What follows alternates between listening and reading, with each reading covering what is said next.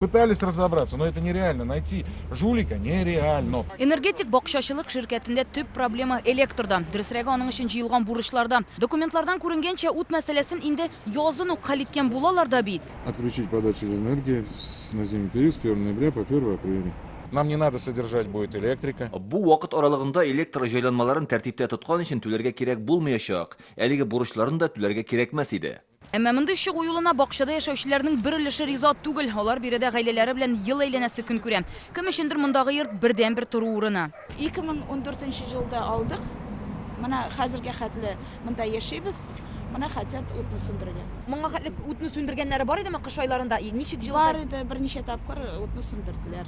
Когда я обратилась к председателю... Рәискә мөрәҗәгать иттек. Монда ел әйләнәсе яшисебез килә. Ут кирәк бит инде дидек. Үзегезгә шәхси чыбыклар сузыгыз да яшәгез диде.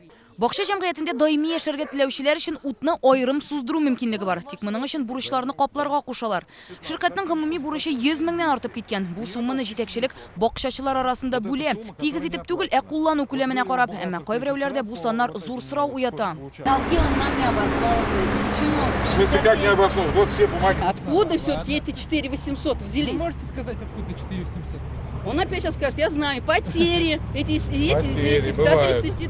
Технологические и коммерческие. Әлеге хәлдән нинди чыгу юллары барлыгын ачыклау өчен Татарстанның бакчачылар берлегенә мөрәҗәгать иттек. Биредә әйтүләренчә, закон буенча бакча җитәкчелегенең утны сүндерү хокукы бар. Включать можно, если... Әгәр дә электр энергиясе өчен бурычлар һәм югалтулар бар икән, утны өзәргә ярый. Электр энергиясын югалту барлык ширкәтләргә дә хас күренеш дип аңлаттылар монда. Бу чыбыкларның күптәнге булуы да, трансформаторларның искелеге дә, хәтта урлау очраклары да.